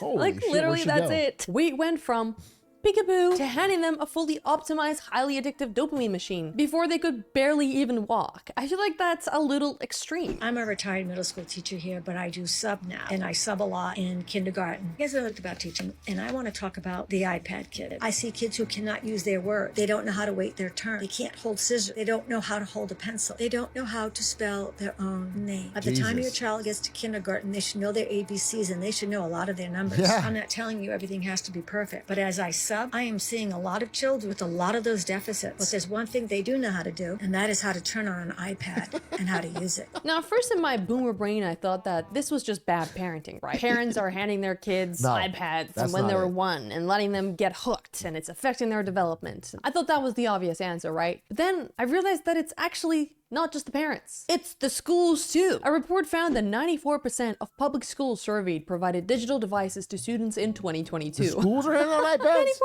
So it's like not something you just get on the weekends. No, it's something you have all day, every day, during school, after school, literally all the time. There was actually this reporter who visited a kindergarten in Seattle and saw something. I mean, as long as the money's not going to the teachers, I don't care if the school spends it on 1,000 laptops and iPads. It's very important that all of the funding for the school goes to administrative staff and it goes to weird technological solutions. But dear God, don't ever let it trickle down to the teachers. God forbid it ever ends up even a cent in their pocket, bro. We need to make sure. Kind of insane. There were kids sitting on the playground before school, locked into their school-ish. My son's school uses laptops in kindergarten. Bro, for what? They just need to be singing the ABCs out loud, learning how to fucking count. What? Shoot iPads. And she made a simple point. I For do not League know of any Legends. educator, parent, or child expert who hasn't been bought by big tech who would argue that scrolling on an iPad before school instead of running around playing with friends is inherently better for children, especially when we know that those same children are about to enter a building where they will continue to use that same device while seated in their desks in the classroom. Now, iPads on the playground alone is shocking enough, but we also have some recent data showing that children aged. Here's what I'm saying. It doesn't need to be iPads. It needs to be gaming PCs. If these kids are going to be dumb anyway, get them on League of Legends stat. Okay? Because if they're going to do the path that I think they're on, they're going to pick it up in high school or college and tank their grades then. Start now so they're fucking good at mid lane, good at jungling by the time they get to high school. So they're not leaving their team down. You know what I'm saying? Get going early. Is 8 to 18 average 7.5 hours per day on screen-based media outside of school. So when do they ever get a break from a screen? Do they ever experience boredom, silence, or just thinking? Because this constant use of short-form rapid technology is creating a multitude of issues, starting with memory and learning. Random teacher rant. Look, man, I don't know what's going on. I don't know why children are not able to retain information anymore. Like, what's the problem? We just spent 3-4 weeks practicing, rehearsing. This is how I feel talking to chatters, though. Like, yeah, I feel talking to chatters. Like, yeah, I feel when I see some fucking stupid ass Reddit post. It's like, there's a 9-minute video. I said the thing you're talking about. Going over the lesson, doing worksheets, doing whiteboard work. Repeat it again. And then we come to the test, and I got kids looking at me like, I don't know what to do. Yo, we just spent all this time, and you retained nothing. And it'd be different if it was 1 or 2 kids, but it's like 10. I genuinely think this is, again, the fault of technology, because once you bring a device into the classroom, teachers are having to compete for students' attention. Because while the teacher's trying to explain something step by step, students... So maybe the solution is that teachers are too boring and they need to teach in the form of TikToks. Like if it was like an interpretive dance or something, or if they like did a fun prank in a short form video that taught your ABCs, like that shit could be cool. That's actually not the bad idea. Being constantly bombarded with information from all directions, social media, the news, online videos, etc. This constant influx of information can make it harder for students to focus and remember what they learn in the classroom. I mean, the brain can only handle so much information at once. When it's constantly being fed new data, it becomes harder to store and retrieve important information. Part of the problem we have in education nowadays is that we're teaching, but students aren't remembering things in their brain. And there's a perfect example of this that literally happened to me today. We spent most of the first semester drilling paragraph and response writing and that sort of thing because my 8th graders did not know how to write paragraphs at the beginning of this year. But I taught them. They knew how to write paragraphs. They could do it. They could label all the parts. We did a whole activity near the end of the semester where they made posters of all the things they learned and put them on the walls displaying student work. And then today, I asked the class, what are the parts of a paragraph? Expecting quick responses. And I get silence. All 6 of my classes today. Utter silence. See, I can teach, I can do high quality instruction as much as I want, but if the students themselves are not engaging with it, I can't force them to do that. I can't step into their brains and make them do it. And yet at the end of the year... My 11th grade brother can't write full sentences. Or don't out your brother in chat. If you're a teacher, you can make fun of your student. Don't throw your brother under the bus right here in chat, bro. That's your brother. Go teach him, bro. Your family.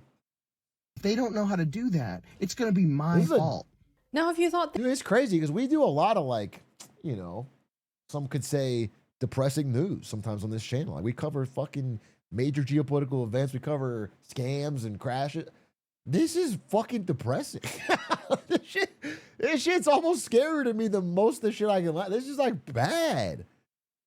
It really is bad, dude. These kids are being fed a really bad hand that is going to make it really, really hard to be able to contribute in any meaningful way in their entire life. It's so, I don't know. Things couldn't get more complicated already. We now have... And then you think about, you know, this is obviously the worst example, but every level of this, you know, Gen Z fucking included, millennials, fucking boomers, all of us are getting a little bit dumber from this stuff, for sure. We're all getting dumber, and it makes me feel some type of way about how we have to collectively all work together on big problems. It's like we have to be able to agree on things. We have to get people to vote. We have to get people to, like, all this shit is hard when everyone is so distracted and dumb.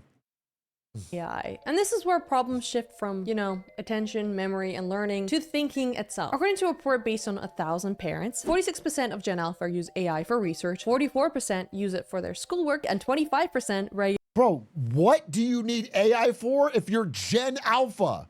What schoolwork? You're doing your times tables. What do you read? It's the ABCs.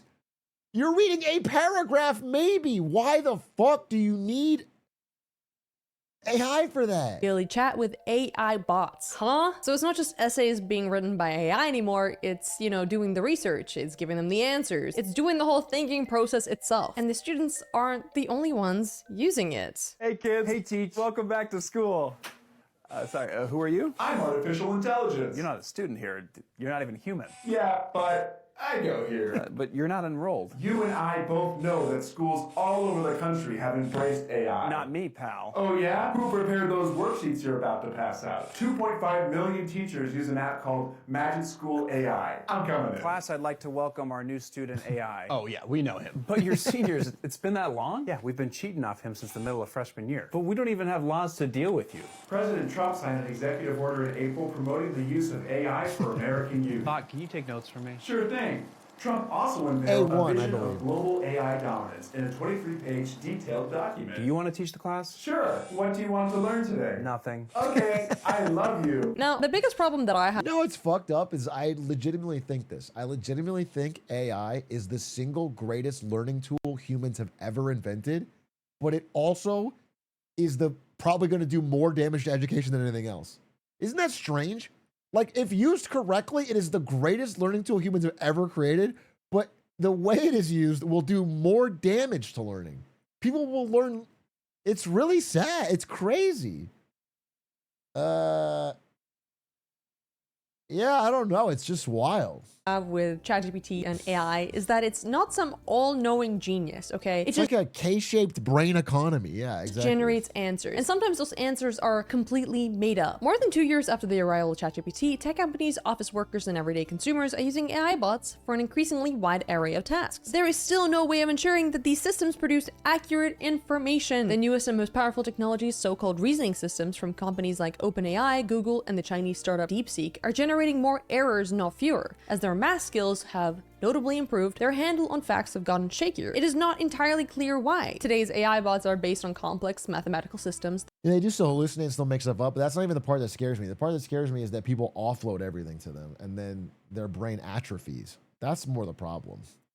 I'm less worried they're going to get a fact wrong in their report or whatever. The fact that they have no idea how to even begin the concept of writing a report. They don't even know the idea of a structured argument of like trying to get a point across to someone else and like, how would I do that? That's the scarier part because it's all offloaded. That learn their skills by analyzing enormous amounts of digital data. They do not and cannot decide what is true and what is false. Sometimes they just make stuff up, a phenomena some AI researchers call hallucinations. On one test, the hallucination rates of newer AI systems were as high as 79%. If almost 50% of Gen Alpha kids are using AI as an essential tool in their research, it's also likely that at least 80% of that information is wrong. We are so doomed. This MIT study about AI just revealed something huge. In the experiment, students wrote timed essays using either just their own brains, Google search, or ChatGPT. And the ChatGPT group didn't just do worse, they couldn't remember a single accurate quote from what they had just written. Their brain scans also showed the same thing. Yeah, it's funny. You see this on art teachers sometimes, but the 100% foolproof way to catch a student cheating with AI is not to put it through an AI text checker. It's just to say, okay, explain to me what you wrote. Like, just what does this mean? Like, just show them the work they turned in and ask them to do a simple explanation. They can't do it. They just ask them. That's how they crumble.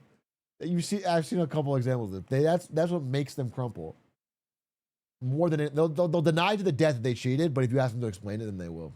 Weakest activity and connection between areas, the shallowest processing. The researchers called it cognitive debt. You save effort now, but you pay for it later with worse recall and weaker thinking. Okay, but here's the twist. When students started with their own brain first and only used ChatGPT afterward, their essays actually improved and their recollection of what they'd written was strong. Their brain activity and connectivity remained high. But the students who started with ChatGPT, even when they moved to their own brains, they got stuck in the mental groove remove that AI created, even when the AI was taken away. So the rule is simple. Brain first, ChatGPT second. Now look, I personally am not completely against AI because realistically, I don't think it's going anywhere. That's why our only option here is to teach the next generation to use it properly. But the biggest problem is that the iPad generation is already at a huge disadvantage because we're talking about kids who struggle to focus, who can't retain information, who are used to getting instant answers for everything. So expecting them to suddenly slow down and question every response, right? To think critically about what they're being told, that's a huge ask. It's frustrating and it's disheartening because if I ask a child to handwrite something, even just a paragraph, 5 sentences, basic paragraph, they roll their eyes, they throw tantrums, I'm talking about high schoolers. I teach 10th grade now. They get really unruly, and because I'm young too, they want to argue with me about it, and they want to say, why can't we just type it? Why can't we just type it? Well, it's because you'll go on another website, or you'll copy it, or use AI, you'll use ChatGPT. And I understand using ChatGPT to write a paragraph for you.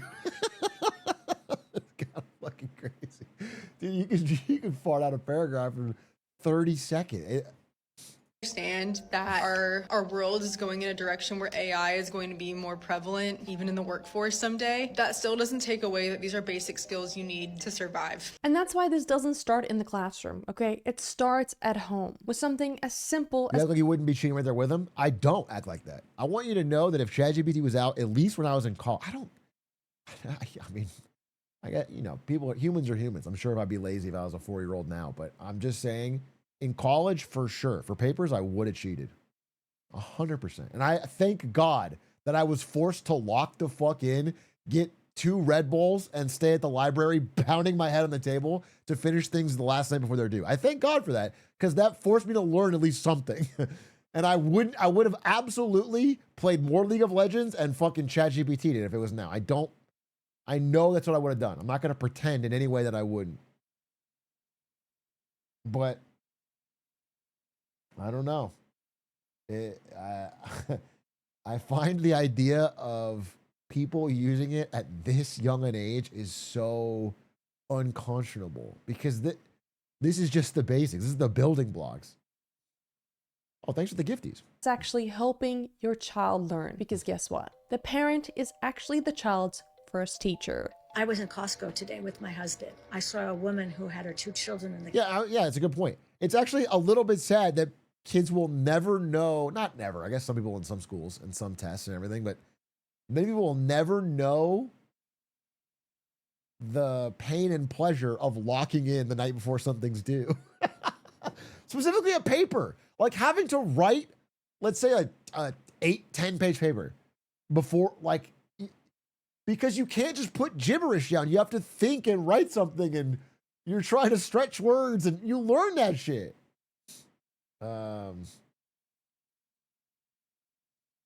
carriage, and each child had an iPad and earphones on. They were about kindergarten, 1st grade. And I said to my husband, those are your iPad kids. And he said, well, what else do you expect the mom to do? I said, the mom could do a lot of things right now. Take the iPads away. Take the kids out of the carriage, let them walk. Teach them how to say excuse me to people that they're coming in front of. Social skill. Ask your child to look for an item using the ABCs, spelling things out. Maybe doing a little bit of math with your child in terms of how much the items cost. Asking your child to be in charge with the cashier so that they can talk.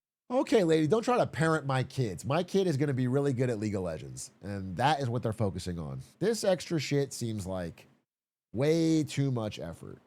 To the cashier to develop those social skills. You see, in Costco at that moment in time, there were so many opportunities for that parent to be a teacher. Now, all of that sounds really nice, in theory, until you realize that a lot of parents genuinely don't care about their kids' education. And some of them even get annoyed when their kids get homework. So I'm scrolling on Facebook, minding my business as one does, and I came across this post, and it says they done it again. How do I set up a parent-teacher conference? Because baby be effing for real. And I was confused because I didn't see nothing wrong with this. And come to find out, she was upset that her 2-year-old child had homework, which they need to do homework, and they need to learn. That's the point of going to school. But I kept going through the shares, and I kept seeing common themes. So the next post I saw was this one, and it says, I'm actually concerned. I just looked at my baby's papers. It's on all papers. Why the dumb school system teaching the babies to spell wrong? And so I was confused, and I was looking at the sheet, and I didn't see nothing wrong. Come to find out, they're talking about where it says color. They think that is spelled wrong. This last one say, if the teacher can't spell, how she teaching them kids? God, why do you let dumb people procreate? This is why the kids are slow. This is why the teachers quitting. This is why the teachers don't like teaching y'all kids. Y'all send y'all kids to go to school and learn. Then they gotta come home and have a conversation with you. Oh, Lord. Okay, so fun fact, the way that color is spelled right there is actually correct for British English or English for the rest of the world. Yeah, I mean, for some reason, Americans just decided to slightly switch spellings of some words like color or flavor, humor, labor, neighbor, also apologize or organize, and some really difficult words like leukemia, maneuver, estrogen, and pediatric. And then for some reason, they decided to change the spelling of the word mom, which still messes me up to this day. Look at you guys learning so much stuff on this channel. Now, I really hope that most parents know that, because if they don't, how are they supposed to teach their kids? Because the scary part is, according to the US National Adult Literacy Survey, about 21% of adults are illiterate, meaning they struggle to read things like the newspaper or even basic health information. So, bro, ain't nobody struggling to read the newspaper because nobody's reading it. I see the looks I get when I bust it out at the cafe. Dude, I go to this fucking hipster-ass cafe, and almost everyone in it is someone who's laid off who works in Hollywood. Straight up, that's who I see. I see, like, out-of-work screenwriters, out-of-work camera people, and everybody fucking gives me a fucking side-eye when I pull out my fucking full FT. I'm not being performative. I like to read the newspaper, bro. Think about that for a second. Okay, if the parent struggles to read, how is the child supposed to learn? So maybe it isn't just the iPad or COVID or teachers or any other excuse you want to make. Sometimes it all starts in the home. Okay, so this video has been pretty bleak, so let me give you some actual good news. Okay. Researchers at Carnegie Mellon University gave struggling child readers 100 hours of intensive instructions, and the results were kind of insane. Within 100 hours, the gray matter in their brains linked to reading actually increased. So no, Gen Alpha isn't completely doomed. All it takes is around 100 hours to start seeing real physical. That's not really great news, but I mean, it should drive home the fact that they aren't like born with a deficit. It's not like just inherently by being Gen Alpha makes you stupid. It's nurture, not nature, bro. It is the world around them and the technology and the society they're in that are causing the fucking regression in learning. Physical changes in the brain, which also brings me to Kai Cenat. I know, why am I talking about Kai Cenat? Well, if you've never heard of him, he is one of the biggest streamers in the world right now. And recently, alongside his usual streams, he decided to challenge himself to read more. And this wasn't a joke or a bit, he actually literally sat down live in front of 80,000 people every single day and started to read for 15 to 20 minutes a day. I realized that if I create reasons of why I love her, then it makes my love for her conditional. Ooh. And he wasn't even trying to act smart about it, okay? If he didn't know a word, he just stopped and looked it up. He sounded it out. He tried again, which is something most people wouldn't even do by themselves, let alone in front of that many. I think it was really cool. Spontaneity. How do I pronounce that? Spontaneity. Bro, this pissed me off because people were making fun of him because he couldn't pronounce a word. I was like, damn, this is making me so angry. It's like, bro is in public reading, and yeah, he's learning a word in real time, and you're like trying to score one. It's like that's how you learn, bro. Spontaneity, the condition of being spontaneous, spontaneity. And I don't know, it's kind of nice to see. Like, reading isn't this boring school-only thing anymore, okay? Because whether Kai realizes it or not, he's kind of making learning look normal again, and showing millions of kids that it's okay not to know things straight away, and figure it out as you go. The reason why I started reading was because I didn't like the way I spoke. Be honest, I wanted to articulate myself better, and I noticed when I got into arguments and had to get a point across, people were not taking me serious at all at serious moments, and I would have anxiety build up, and then I would start over my words, and I not know what happened. So hopefully me reading So I read an article, not to knock Gen Z here, but there's a lot of employers right now who are hiring new graduates or people out of high school now, and they're encountering a similar problem where they're having a real tough time. I don't know if this is social anxiety but they're having a real tough time expressing themselves in an like a uncomfortable situation. Like, let's say the boss didn't give them credit for something. They have no idea how to like have a normal, like bring up something that's like not 100% comfortable and then express themselves and get it across. Like this is a big deficit that employers are seeing a lot of. This is like in Forbes or something. I was reading it. And I'm not blaming anyone. I'm just saying this is something that's noticed. Like people are hitting this wall of like Um, no training for like a real world non-smooth interaction. Not necessarily super negative, but just like not smooth. They don't. And that's very interesting. Also have been writing as well, helps improve the way I articulate myself. And there's plenty of other people on TikTok doing the same thing, like Cornelius, who never went to school and is now teaching himself. Ludwig can't pronounce spontaneity either. Okay, you know what I said about not making fun of people when they're trying to learn? Throw that out the window. What a dumbass. Dumbass, bro. Journalism, English major? Dear God, bro. How to read. It's late. Why isn't Steve, my son, home yet? I know he's old enough to take care of himself. And look, Gen Alpha aren't all brain rot, skibbity toilet, and literacy crises either, okay? Because the older teenagers who are between 11 and 16 care about the environment issues, about animal welfare, and about women's rights. And a survey, only 11% of parents said their teens show no interest in social causes at all. And that says it all. I mean, this is a generation of people who are aware of the world around them. They're not always just scrolling mindlessly, they're actually reading the news sometimes, if they can read. Now, while we're talking about reading, I want to show you some of my favorite books. Wait, Listen, I like lots of books. They're woke too?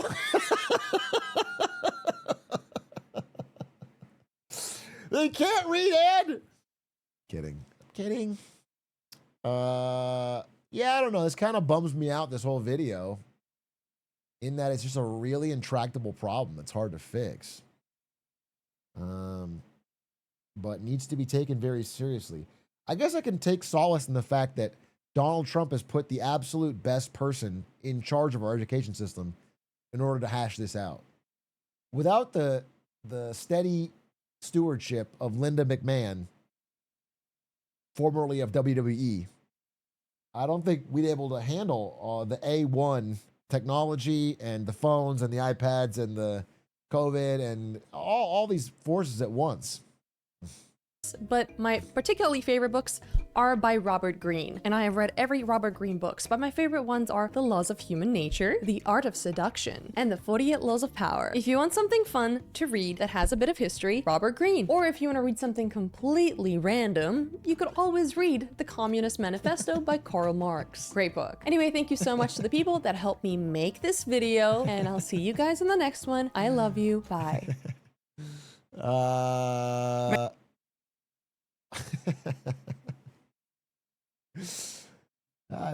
Whatever you read, you should read it. I agree. If their kids are reading, they can read anything. That was a great video. Thank you, Shira, for letting us watch that. I'm glad we watched. I mean, you know, sad though. Very sad.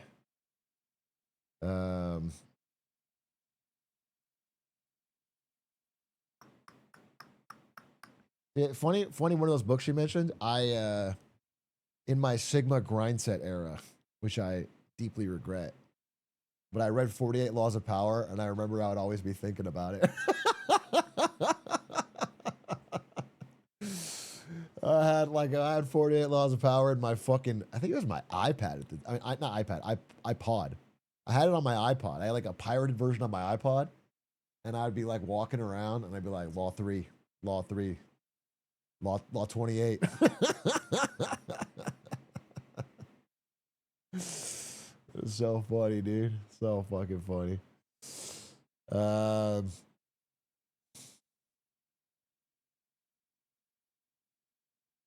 It was the audiobook. You were an iPod. I was an iPod kid. Anywho, it's 10:22. And I have to go to Mexico tomorrow, so I might have to end, unfortunately. I really thought I'd be able to watch more. Kind of a bummer. One SDS run to show was up. Nah, I already beat SDS, bro. Until they add new Ascensions, I beat all characters Ascension 10, which I'm pretty proud of. It was a very fun game. I feel like I really got into this game in a way that I haven't gone to a game in a while. Shit was a fucking beast. But I'm not, I want to watch The Boys, but it's so late. And I have to fucking get ready for Mexico.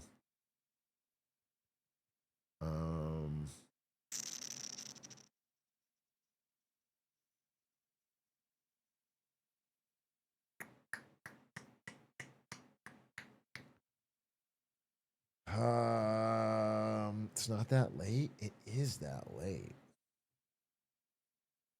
Besides, actually, no, I can't do it. I can't do it. Even if I watch The Boys, you guys are going to be mad and ask for Uno Moss, and then I can't stream tomorrow because I'm in Mexico. So it's, you know what I'm saying? We're on a delay. Here's what I'm doing. We're doing, next time we watch 2. We're doing 2. Next time, this is a handshake promise. Clip it. We watch 2 next time, okay? All right. Thanks for watching. Peace, peace, peace, peace, peace in the Middle East. I'll see you when I see you. I'll be back. I might stream Sunday. Because I do get back on Sunday. But don't expect it. Because I'm going to drive back from Mexico. And we're going to raid Clint Stevens. Raid Clint Stevens.